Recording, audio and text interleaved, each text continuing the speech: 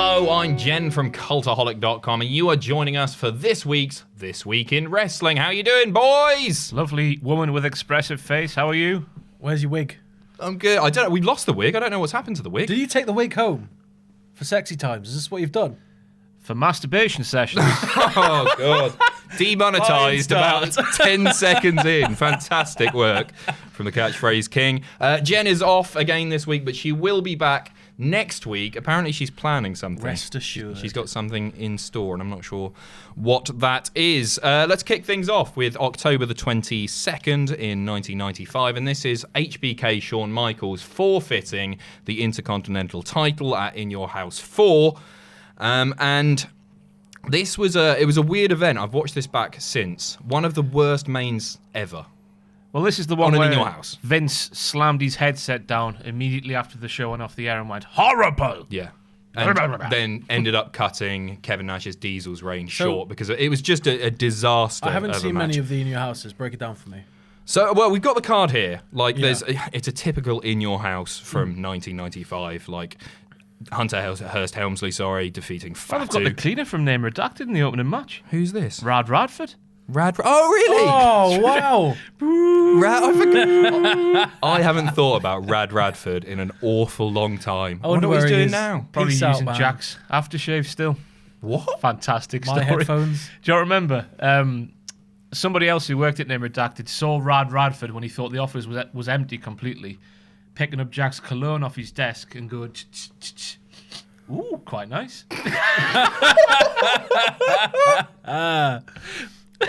We all like links. It's fine. So yeah, the main event was Bulldog versus Diesel in a complete mess of a match. It was just sloppy, super, the sloppiest of the slop. But we're talking about here Shawn Michaels forfeiting the IC title due to. So this was at the peak of Shawn Michaels. Maybe not the peak. Maybe it was, of being a 95, dick. yeah. He was just a bad person. He could do anything he wanted, but because he knew he was the top star. Was this when he had a lot of personal problems?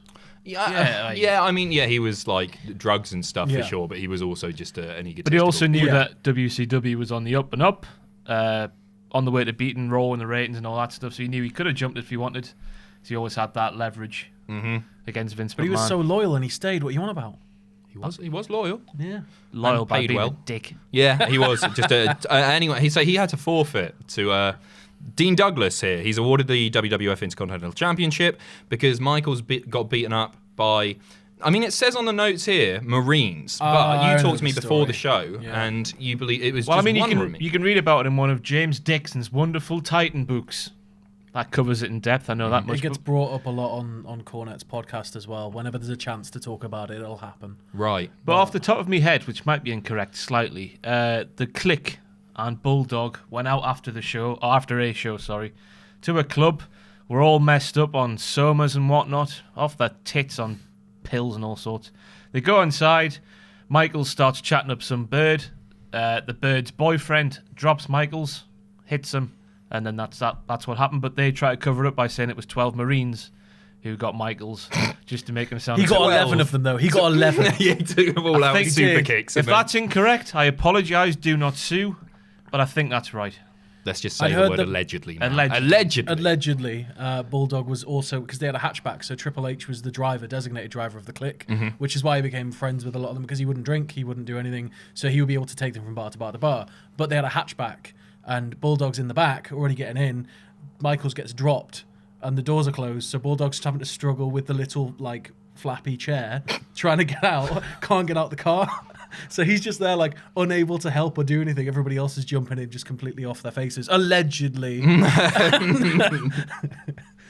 it was a different time. Mate, 12. If something like this happened now, it would be all a over. huge They would scandal. all be Mainstream sacked. media. Yeah, They'd yeah. be gone. It totally. And Michaels just had to drop the IC title for the second time as well. And yeah, so this was overall an average show, but I guess just odd in that, Michaels dropping the title to Dean Douglas, who I like tremendously. Bet you didn't throw this one down, though, and kick off. Elsewhere on the card, You've then got Razor Ramon versus Dean Douglas, in Yeah. which Razor wins and then picks up the IC strap, because obviously. There were post-show politics. dark matches, which is weird to read What? as well. It's an On a injury in your house. pay-per-view? Oh, yeah, they Yeah. used to do it because they couldn't squeeze everyone on the card because they were shorter shows. So in the post-show dark matches, you've got Henry O. Godwin defeating Psycho Sid, which is weird to read. I've never seen that match. Sorry, when did After- Nitro I start? mean- Is I mean, this Nitro is- on now? Yeah, Nitro's on at this point, yeah.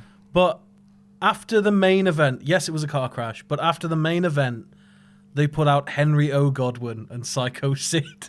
What's weird there is Godwin winning. Who was I listening to? A podcast I listened to. Someone really liked Henry O. Godwin. Must be Bruce Pritchard.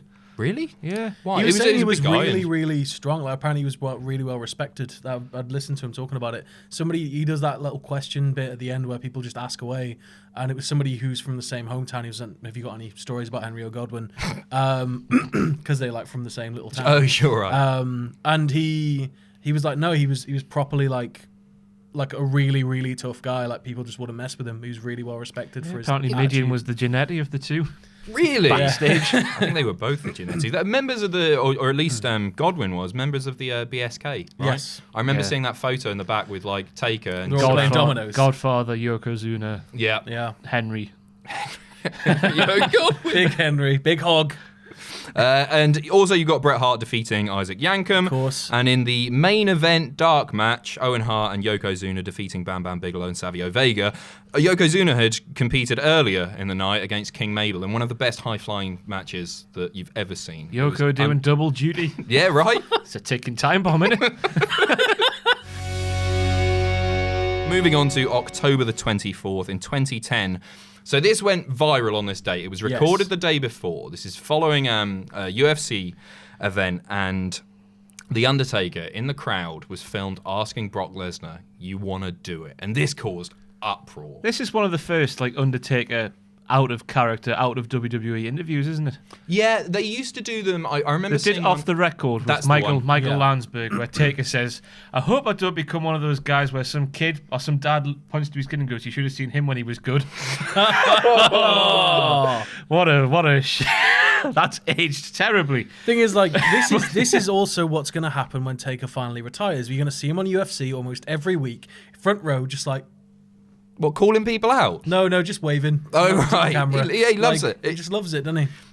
So it was Brock had competed against And Cain he'll be on Velasquez. church videos. And then, yeah, he's going through the crowd, and there's this really awkward encounter, and Taker just looks at it. "You want to do it? You want?" And Brock doesn't really say much, if I Just remember. walks off, doesn't he? Yeah. Sort of in disgust. And this is years. This is what, 3 years before Brock finally did not retire, end the streak at WrestleMania, and there was so much speculation as to what he meant. Like, did Vince send him to give this awkward encounter that was Maybe. caught on camera? Was it surely got to be a publicity stunt because they're really good friends, aren't they, Undertaker and Brock? Yeah. But isn't this at the point where Brock was completely burnt out and he was just done with wrestling? I mean, he was done with wrestling. I wouldn't say he was burnt out. He Not was like, because I dominating. mean, there was not like burnt out in UFC. I meant just burnt out on the idea of wrestling.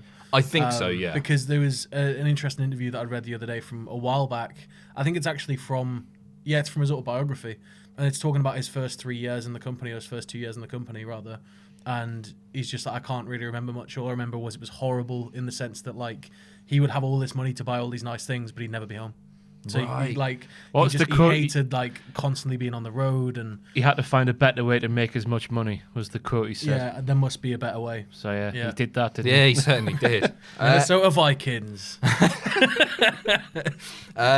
So yeah, it's interesting to look back on, wondering if he was saying to Brock, "Do you want to do this?" as in have a match at WrestleMania, or Yeah. maybe he was saying, "Do you want to end the streak?" But Taker said in one of those Landsberg I think he was asking for a interviews, proper MMA fight. Taker said if UFC was as big as it was then and now, back when he was younger, he would have done it.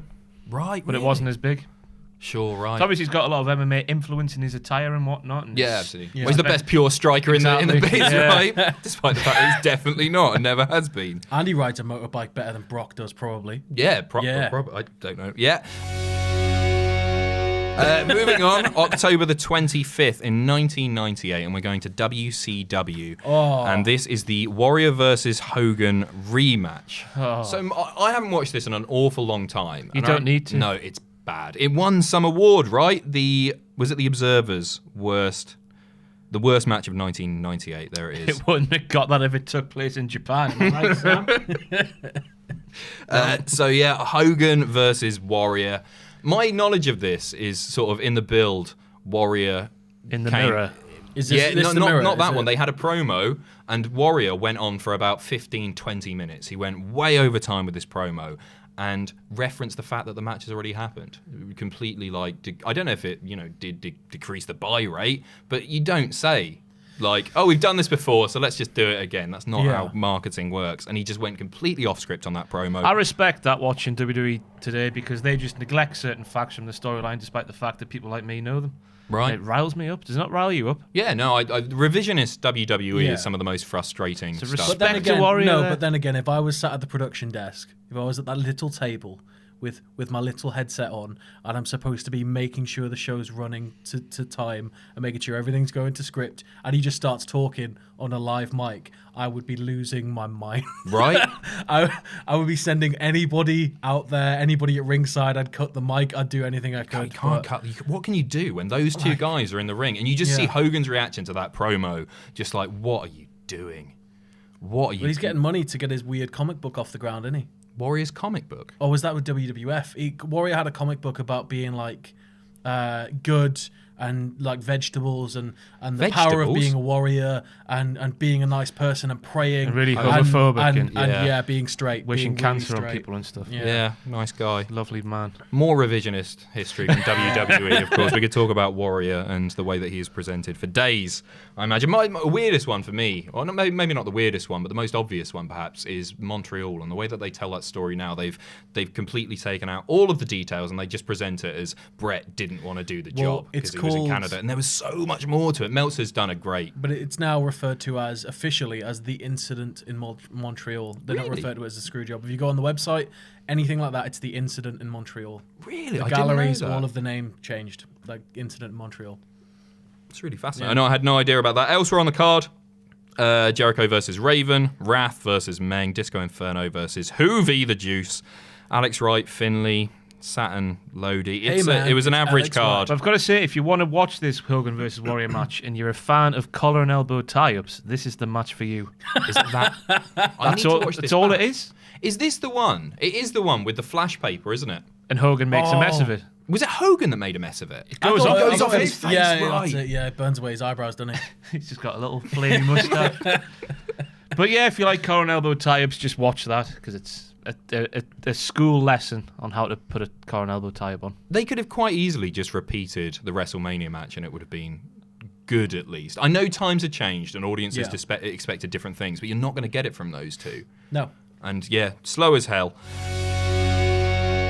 October the 25th in 2004, Stephanie and Triple H get married. Get married. Gets What a Gets shame. married. What a shame we aren't doing this episode of This Week in Wrestling in 2 weeks' time. Is this the... Because Bruce Pritchard's doing the wedding. Yeah, on his Oh, podcast. right. Yeah. We should clarify, this is the real marriage. Yeah, not the... This isn't the raw... This isn't the she's drugged. You're a in the car. no good lying bitch. I love that. I was watching that before we recorded this. So fantastic. So there's not too much to say, I guess, about... No. Undertaker was there. He was one Right. of like the best men that walked, the congregation that walked in after them. Ric Flair was one of them. There's a picture on the internet somewhere. You see that there? I don't know why. It was less dramatic than the Raw marriage, for sure. Yeah, I don't Yeah. know. And they're happily still... Well, I assume happily. Is it? I don't know They're because still there's together. there's that like video. 2 or 3 daughters now. 3 daughters, I Yeah. think. But you seen that video that went around on Reddit sort of recently, in the last year at least, where it's just a supercut of Triple H and Stephanie walking around WrestleMania Access. And just Triple H is trying to, look at that there. And she just butts in, like, being annoying as hell all the time. I just imagine Triple that H- it'd be more like she was leading him by the hand. He's just like, not Best bit again. was- I've the best- done this. That's what 30 it's like. The times." best bit, he must have got asked a question about an injury. And he's talked about the injury and how he was in hospital. She goes, I was in the hospital too. I was next to you. And he's just like, his leg must have been hanging off. But it's important that Stephanie was there, sat next to him in full health. Well, yeah, she's the basis of every wrestling story, really. And the creator of women. Yes, Yes. just tremendous contributions to professional wrestling as a whole.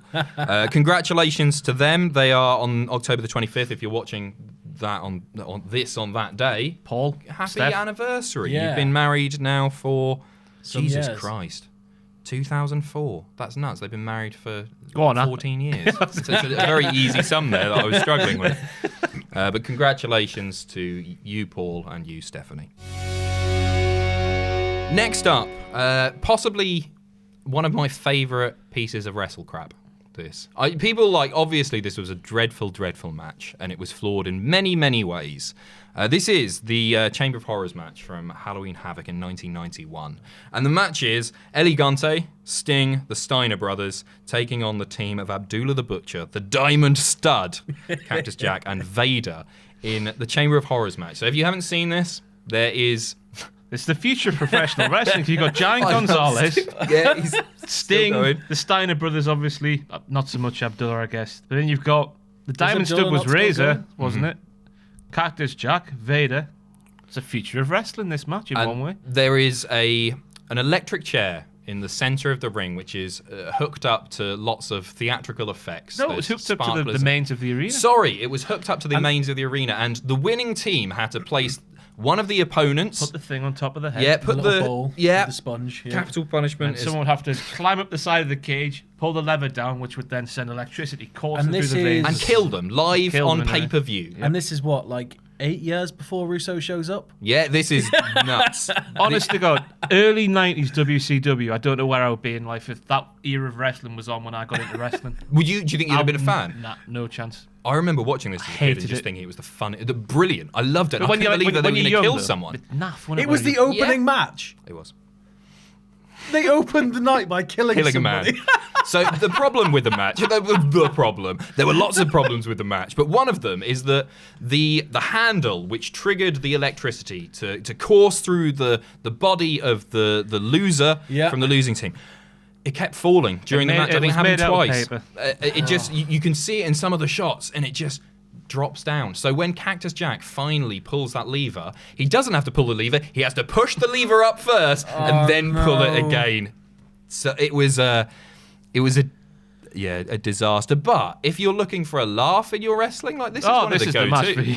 It's I wonder, like, how serious they thought people were going to take this. Well, just Like, look were at they the going to be seat like, yard, yeah, bloody like, Kevin this, Nash people are going to dressed buy up- this? Kevin Nash dressed up as Oz. Yeah.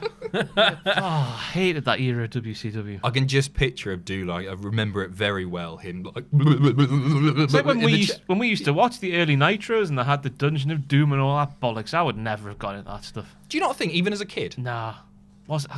Just naff, isn't it? Just naff. Yeah, but I think that's part of the charm. Don't get me wrong. I'm not a fan of it, but growing up, I mean, now I am, did like it. because I can watched see things like WCW all the way through the terrible, terrible decline of the NWO as a kid, and I loved it. I watch it now, and I'm just like, Yeah. what It's the just hell were you such a- thinking? It was a cluster, wasn't it? The Yeah. number of NWO factions that there were kicking about, LWO, people Reds, and then turning there was, all the like, time. outsiders, and yeah. Just a complete and utter mess. And this is a long time before the NWO. Elsewhere on the card, Big Josh and PN News. PN You a fan News. of PN News? PN News. You know PN News, right? He is a very large man in a hat who had like a sort of rapper gimmick. He's apparently he was a hard man. Legit. So he wasn't like a newspaper shop owner No. from like Hackney. Big Josh, though, was Don the Clown before Don the Clown was Don Yeah, the Matt Clown. Bourne. It was You a seen the big episode? lad with a lumberjack. He walks out with gimmick. 2 bears. Yeah, it's amazing. 2 real bears. What? Yeah. Has them on leashes over his shoulders and the handler behind him. Just woohoo. Just sailing past the crowd like it's Yeah. nothing. And it was like Jake the Snake, you know, he had to take Damien through passport control and Yeah. stuff at the airport. Was he just walking through the airport with these 2 bears? Yeah, genuinely, Big Josh used to Yeah. have to take those bears right through the airport every Buy time. them a many seat on seats the did they plane. take? Yeah. It was very dangerous. 2 they have a airplane meal? meals they'll have Yeah. to have for there. Whereas Josh would just get one. Bobby Eaton defeated Terrence Taylor. Johnny B. Bad, Mark Merrow defeated Jimmy Garvin. Steve Austin versus Dustin Rhodes in a 15-minute time limit draw. No winner there, but obviously Austin retained the title. Bill Kazmaier, who I don't remember, Never heard of him. defeated Oz. Yeah. I just... A 7-foot wizard. Van Hammer defeating Doug Summers. Somers? I'm not familiar with his Oh, work. you've just made the reference, haven't you? That's got to be an insider reference. What's that? Doug Somers. Oh, Oh, They love so much. that's the way it's spelled. Bill Pillman, Brian Pillman defeated Richard Morton to become the first WCW light heavyweight champion. The WCW Halloween Phantom This is what I mean. Jesus defeated Christ. Tom Zenk. After the match, the Phantom revealed himself to be ravishing Rick Rude, of all people. Arn and Larry Zbyszko, Arn Anderson and Larry Zbyszko, the Enforcers, defeat the Patriots, the WCW Patriots. And in the main event, Luger defeats Ron Simmons 2 out of 1 in a best-of-3 falls match to retain the WCW World Heavyweight Championship. Christ. Go back and watch it. Enjoy yourself. Moving on to October the 27th, 1993, and a very serious incident indeed. We had one earlier, a real-life wrestling incident, which was away from the ring in Shawn Michaels, beating up 25 Marines. We had and then got taken down by one of them. We also had a really real one last time with the death in the ring to open up a pay-per-view. Yes, obviously, Abdullah the Butcher being And we have murdered. 2 marks working themselves up into a shoot here. Yes, absolutely. So Brother. this is Sid and Arn. They are in Blackburn, England, for I think a WCW house show. Right. And after the event, there was an argument in a hotel room, which ended with Arn Anderson and Sid grappling just outside the hotel room. But there's a pair of scissors involved, and Arn ends up getting stabbed 20 times. And I believe Sid gets stabbed 4 times. There were 24 stabs in total, and a lot of blood lost, a very serious incident, and Pint and a half Arn lost, apparently. Jesus a pint and a half was Christ. lost. How many pints do you died. have? That's like 8, attempted murder. How many pints do you have when you start? Yeah, I I think it's 8 in your body. 8 pints of A mess, obviously. No charges were filed, so this didn't reach court. Wrestlers' court. Yeah, right? Yeah. And Sid was seen as the instigator, and the WCW talent rallied around Arn, who they thought to be more of the victim, I guess, in the scenario. Yeah. He was, wasn't he? Well, yeah, no, very well, no, well, yeah. Stab wounds. And they were going to put the strap on Sid following this, but they took Right. that away and they fired him. Arn was suspended, and that's pretty much, I guess, where the story ends. But really, Why is Arn suspended if he got stabbed 20 times? Because he Sid stabbed got him 4. That's true. But you could argue it was self-defense. I don't know. I'm not picking sides here, but Arn has the best spine buster in the business, so... No, without Yeah. doubt. Crucial detail in this scenario. I know where you're going with this. This is a big... What? Is this the man who broke it up by any chance? The man... The man who broke the fight up was Two Cold Scorpio. All right, do you want me to talk about his willy? Because I'll talk about his willy if you want, because apparently it's the biggest there's ever Everybody- been seen. It's his in birthday professional- coming up. It's his Scorpio. birthday this week, so we'll get on to the Willy. Right, Get on to the Willy. Sid let's just... Sid was already like really hot-tempered anyway. There was... I can't remember if it was after this. I think it was like a WWF thing, but he got into some massive argument, and there was a bar fight involving some members of the roster. 73 Marines were seen. And he goes to throw it, like to smack a pool cue over somebody's head. He's caught and he's thrown out the bar. And so he's like pacing up and down in front of the bar. Everybody's laughing at him. And he goes across the road to like a gas station to see if there's anything he can come back with to attack the person. And he comes running back into the bar with a squeegee. At which point the entire bar just apparently falls on the floor laughing, and he sort of comes out of the rage and realizes how embarrassing it is and just puts it down and leaves. You know what he said when he arrived back in the bar? He said, "You might think I'm half the man that you are, but I have half the brain that you do." What are your thoughts on Sid, generally? I think he's like ever since wrestling, I've heard some stories about how he went to a high school to like fairly recently apparently to teach some kids that like you can't bank on being a pro sportsman. Like you need to have something else because your career can end at any point. Pair of scissors. Yeah, pair of scissors. And basically, while he was there, he found out they didn't have, I think it was a football team, and they didn't have a coach or any equipment, so he bought equipment for them, and he's the coach. So he just like helps. He's apparently calmed down a lot. So He still looks the part. He came back to beat up Heath Slater, didn't he? This Yes. is probably 5 years ago Was this now, right? Raw? 2012, wasn't it? Yeah, Jesus Christ. And he But yeah, looked the part. I then. thought Raw he was the 1000, dog's yeah. bollocks, me, Sid. Because when I got into wrestling, he was the master and ruler of the world, Yeah. WCW World Champion. yes.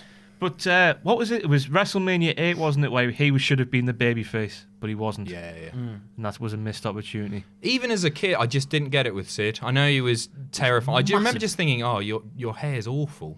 It I looked can't like take you a seriously. It's bowl my of mum noodles. had that same hair. Yeah, so I was just like, I can't take that seriously. But is that's what he's doing now? Sorry, he's coaching. Apparently, he's just like being a normal guy. Just Yeah, I think he fair was play. like a softball player before. Was he he? was It was his as son well. or daughter was on Big Brother or something in America. Wasn't Well, he he? was a Really? softball player while he was wrestling at one point as well. I think that caused a lot of problems with his contract. But he's yeah, like I always thought he was terrifying when I was a kid. Really? Yeah. I thought he was a dog's bollocks. Me. That's really One of the interesting. biggest I never got it. wastes, I think.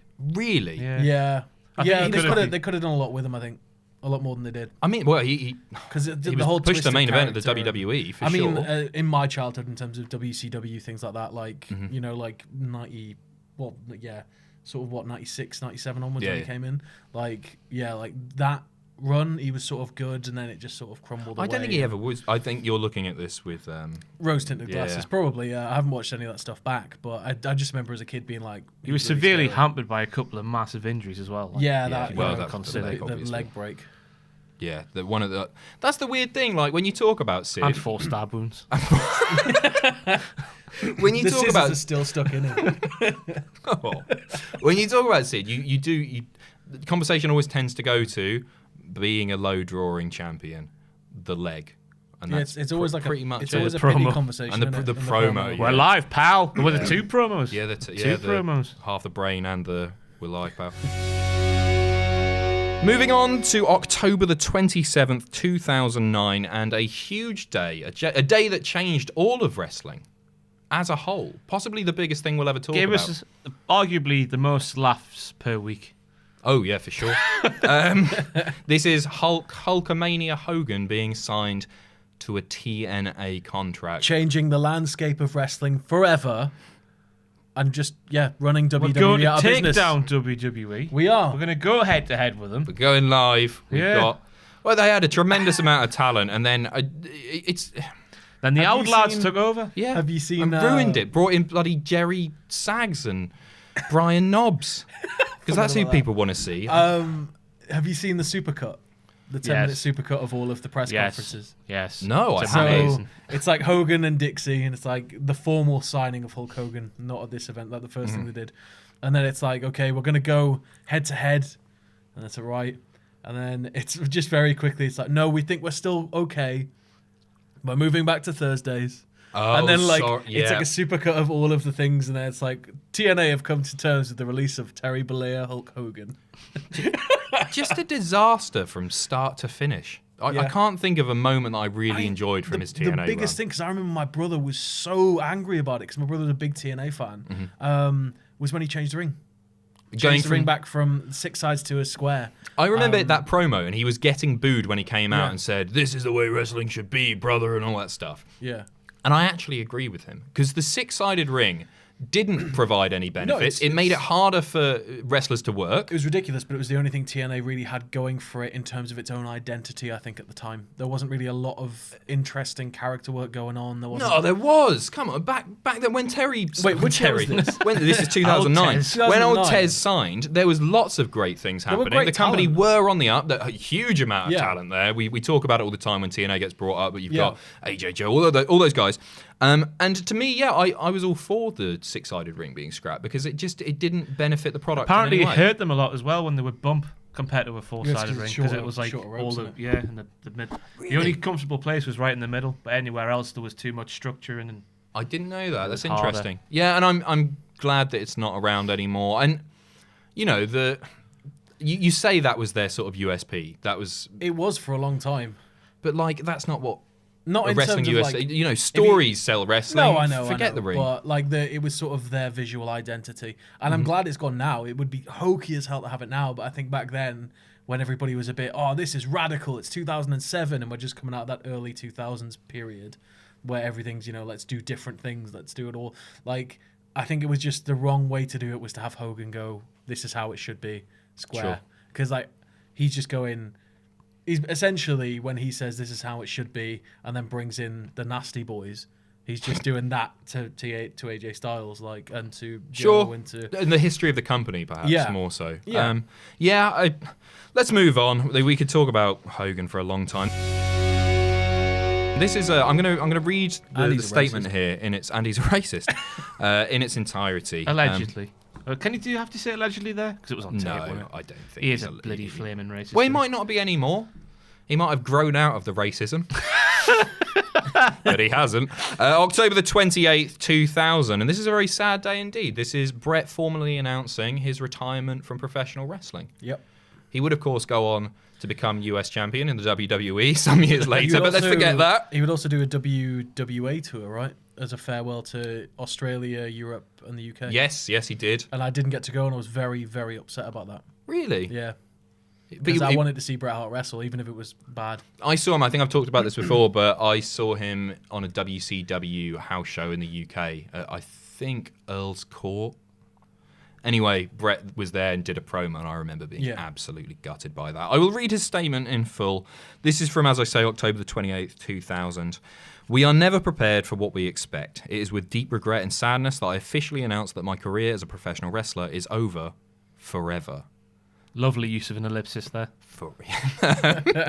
Due to the severity of numerous concussions I received in late December 1999 and early January 2000 as the reigning WCW World Champion, my doctors have advised me that any physical return to the ring would hold serious consequences for me. So after great deliberation, it has become clear that what is best for me, my family and my fans is that I say goodbye. I would like to thank every single wrestler I ever worked with, including Shawn. I wanted to thank my local fans all around the world. I owe you for what I am. I never really worked for an honest wrestling promoter except my dad, who I especially want to thank. Wrestling has been my life forever.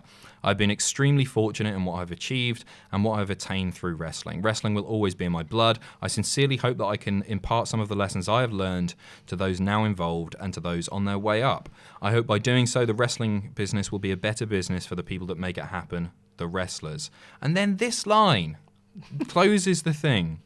And I don't want to say it's apt, but this is coming from Bret Hart's fingers, his mouth. Is it definitely not mine. A quote from him, or is it from somebody else? This was on his website. This is the statement released on his website. Is it a quote from something else? A quote? Oh, maybe. I don't know. Maybe he's quoting it's not Cool Runnings here, or something. Every hero becomes a bore at last. Heartbreak it. Maybe it's just like, I know I'm going to be a moaning old... Yeah, right. joyless sack of spuds for the rest of me days. Rightly It's a so. quote from but, Ralph Waldo Emerson. Is that right? Yes. I don't know who that is. Not familiar. Great matches, though. Post-retirement, Hart had finished his autobiography, but not until 2007. One of the best in my opinion, wrestling autobiography ever written. Unbelievable. If you haven't read it, you need to go and read it because it's fascinating and honest and great. It's just great. He also performed as Aladdin. Oh, he did, what? yes. Have you never Have you not seen seen this? the poster? Yeah. I think I've seen the poster, but I want Flash to see it the up. performance. Yeah, I don't know if it's on demand. It's certainly not on the WWE network. But it's It was just local pantomime, Netflix or wasn't it? Or something? he did Panto. Yeah. He did a Dave Benson Phillips after his career. Could you imagine him as Aladdin? Rub He was the rub genie. my lamp. Yeah. Oh. all the charisma. And Wait, of was he course, Aladdin? I thought he was the genie in Aladdin. sorry, was he the genie? I can't remember. No, performed as Aladdin in my Oh, notes God. here. I thought I Aladdin love was a this in a boy. stage production of a play of the same name. Just in case you were wondering. Isn't Aladdin a boy? Well, I think he's like a teenager, right? In Disney's Like a young Aladdin. man, yeah. But not a 45-year-old retired wrestler. This is why I think he I'm might have fairly been the confident genie. he's not a 45-year-old retired wrestler. The genie But was. I haven't watched it in a long time. Maybe. Look at Robin Williams' upper body in that film. Have you seen it's the new hench. what? Yeah. Will Young? Yeah, I watched Will it. Young. Will Young? Will Young pops out the thing and goes, "We're going to make it evergreen." No, Will Smith is the new genie in the new Aladdin film. It looks terrific. Genuinely, they've done the trailer Oh. shot for shot. Aye. It looks brilliant, and I'm not a big fan. Like Jungle Book got remastered and made into a live. I get why they're doing it, but it just make new stories. Tangled was great. Tangled was great. Frozen was great. Frozen, I've Moana, not seen. fantastic. Moana's fantastic. Inside Out. Had to struggle Yes, there. Yeah. yeah. But yeah, no, we could maybe We not could talk about Coming That's soon to not the fourth Cultaholic, a point. Disney we podcast. could talk about this all day. Bret would, of course, return to the ring to face Vince McMahon in a street fight that went about 20 minutes too long. Very slow-paced match, that. Yeah, is that your analysis of that match? Very slow. Any comments you want to make 6 about that stars. match? No. The worst WrestleMania match that year for sure. Just yet, whatever. He was also and then very when he appeared on the Benoit post-Benoit incident. interview. Mm-hmm. He was very, very straightforward with that. I'm not that I was expecting him to be bitter or angry or He didn't going on. pull any punches. He was straight down the middle on it, and it was just... And that's one thing that I think it is fair to say. Whether or not you grew up with him, whether or not you find him boring or bitter now, he's honest. Yeah. He truly, truly is honest. And he sells great cars. I've seen on his Instagram. And he challenges Brock Lesnar because he's not in The Simpsons. Yeah.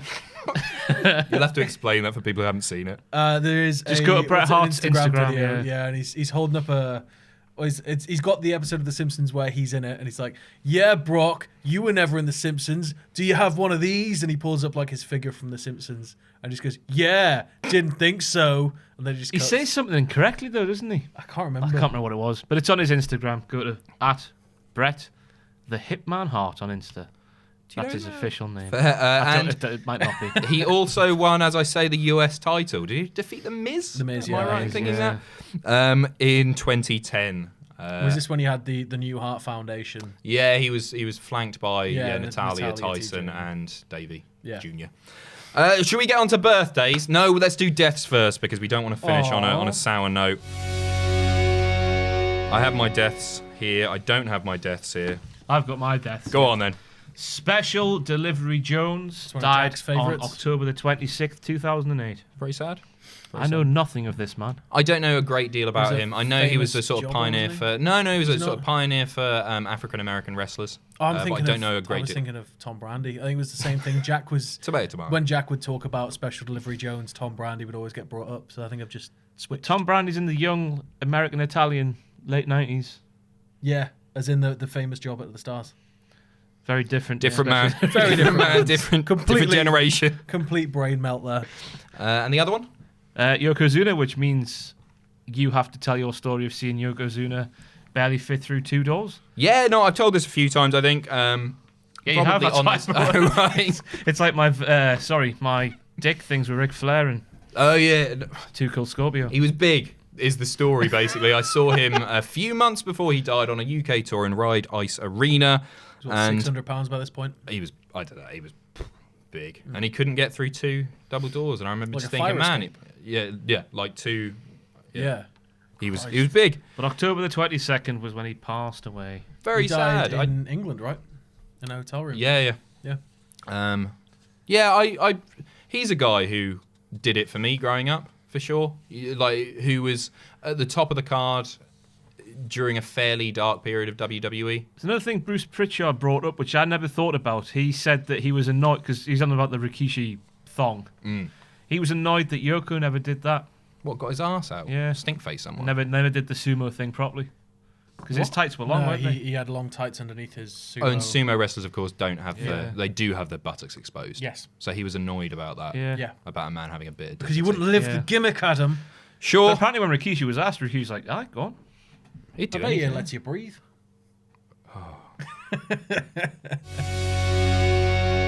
It's time for everyone's favourite part of the show. It's birthdays.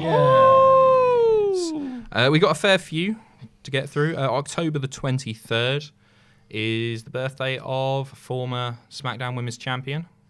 Great heel. Now R-Truth's lackey. Can you tell who it is yet? I can't do that. What have I done? That's I'm staying not in. starting again. Thank you, Ross. Taking the heat away. It's Carmella, a wrestler who has improved so tremendously since her call up to the main roster. God, yeah. Do you remember what people used to go on about? Like she couldn't wrestle, she couldn't cut promo. Yeah. Like, she wasn't great in the ring, but she's improved. No, she she's can hold her improved own with so much. great wrestlers Yeah. now. One of the most underrated in the company as a whole, I believe. Yeah. I've said this for months now. Very, Yeah, you have. very charismatic. Good character. Yeah. Are you enjoying the babyface Carmella? I'd like to know why. I think she'd done everything that she could do as a heel. She could, but there was 1 week she was gone, next week she turned up and she was dancing and being all happy, and it's just like, Yeah. give me a reason. Yeah, no, fair play. Tell me why. But happy birthday. Goodness me, she's 31. 32, turning 30. One year older than you, innit? Well, I just thought she was younger than me. Whatever. October the 25th. Speaking about him earlier, he is the biggest dong in the world. What is it from Ram Ranch? 18 naked cowboys in the shower? So you could, if you add up Ranch. the length of all those 18 naked cowboys, you would get one Too Cold Scorpio. And you're not talking about the length of their penises there, literal heights. He is a... No, I was talking about the cocks. Okay. He is a well-endowed man. Apparently, allegedly. My memory of him is very much Flash Funk.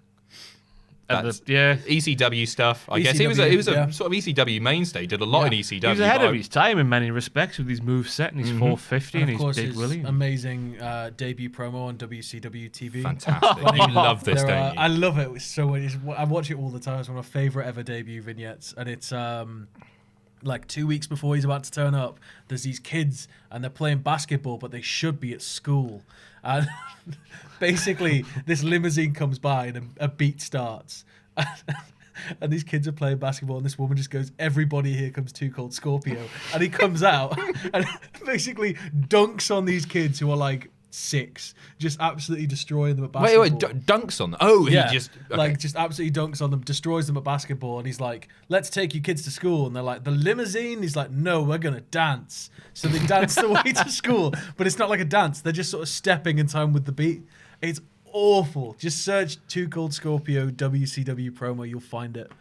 Happy birthday, Big Dick. October the 25th, Too Cold Scorpio shares a birthday with my favourite member of the Radicals, Perry Saturn. I can't put him above Eddie, can I? What have you just said there? When I was growing up, Perry Saturn was the one that stood out to me. Genuinely, I started playing SmackDown 2 Know Your Role quite recently, and I chose Perry as... I think of Ring of Saturn as a class finish. I guess he would, actually. There's somebody out there, isn't there? It's Jack. Jack's I remember... Has he? Oh, interesting. I just remember as a kid, Perry Saturn was so central to WCW when I was watching it. I absolutely loved him. Just absolutely loved him. He had hats, didn't he? He had a big furry hat when he was with Terry Runnell. I forgot about that. I was going to say, because I was thinking that you might have been taken by the weird Perry Saturn in WCW when he wore dresses and stuff, and what are you looking at? No. Do you know why he got saddled with You're that? welcome. It was for shooting on, what was he called? Mike But that was Moppy. Mike Bell. Yeah, Moppy was the Moppy Bell that thing. was... was the dresses before that? No, he Dresses came, with WCW. yeah, and yeah. the hat he came out with in that Mike Bell match, I believe. I think he was wearing it to the ring in that match. A sad story. He's not in a good way now. It's better now, though, isn't it? He went missing. He went missing for a very long time. He lived homeless and all sorts. He was shot as well, I think. He was shot saving a woman from a sexual assault. Yeah. He was a genuine hero, right? And then I think that was it. Like, he had PTSD about it and went missing. Yeah. That was it. My understanding is that he's not in a great place at the moment. No. But he was going to commit suicide, but his dog stopped him because that was like the reason he was living, to take care of this dog. Which is a sad story, isn't it? It is a sad story, but a really underrated in-ring I wonder talent. if DDP's reached out to him because they spent a lot of time together, obviously, WCW. No idea. October the 26th, a former UFC fighter, and he also did some stuff in wrestling. Can you call it fighting? He gave it a go. CM Punk. I don't think he celebrates birthdays. No? He's Is that part of being much of a straight contrarian. edge? Straight edge? Straight edge. Straight edge, yeah. I don't think he's no that drink, much no of a drugs, contrarian. no smoking, no birthdays. AJ would be like, "Come on, blow your candles out," and he'd be like, "No, woman." Was that your chef voice? Hello, children. Spot on, CM Punk. Favourite CM Punk moment? Blowing the kiss, come on. Nah, when he had Paul Bearer's urn, that tickled me. Oh, that was fantastic. I've got a dark sense of humour. Proper heat. Yeah. Proper heat. Mine is when he punched that fan. October the 26th, Taka Michinoku. Still going strong. Still going strong, New Japan. He is in Suzuki Gun, and he is it's happened again. rudely interrupting us. Every time. There's been a lot of distractions during this one. Ridiculous. It's his Huel alarm. But Taka Michinoku is now sort of the mouthpiece of Suzuki Gun. He does wrestle occasionally, and he comes out whenever Zack Sabre Jr. is wrestling. And he says things like, "Don't tap out," or "No, it's just tap out." That's it. Right. Just tap out. And the crowd goes, "Ooh," and gets really excited by it. He's a big lad now, right? No. Is he not? He's Is like he the still- exact same size he was. Really? He's just buffed up a little bit. Oh, fair play. October the 27th, Harvey Whippleman, great manager. Yes. Still with us. Pops up. Annoying little prick. Yeah. Horrible little man. Glasses. October the 27th, Bobby Fish, who last week, as we're recording this, yesterday, made his return to NXT after being injured. Yeah. Very good wrestler. I've been writing about this before. Torn ACL and MCL in his left knee. Imagine Ridiculous. tearing both sides of your knee. He came back a bit sooner than expected, I'm guessing. I'd imagine so with an injury like that. I remember reading that he was going to be out for a long, long time. Yeah. Good to Well, see it was him March back. last year when it happened. Was it March? Yeah, March. I mean, I don't know if he's going to be wrestling week to week yet. He came out and attacked them with a chair. I don't think he'll be wrestling until November the 18th, I think it is. What's this for a takeover? Yeah. Yeah, makes sense. That might have just been too much of a spoiler to give away. Who knows? He might not be wrestling. He might not be, but he might be as well. He might not be. He's not wrestling. October the 28th is the birthday of MVP Montel Montavious Porter. What was that? The wonderful, miraculous mystery investor of TNA Wrestling. Yes. That's what he's most known for. And he turned up to, was it Raw 25 and just sort of stood there?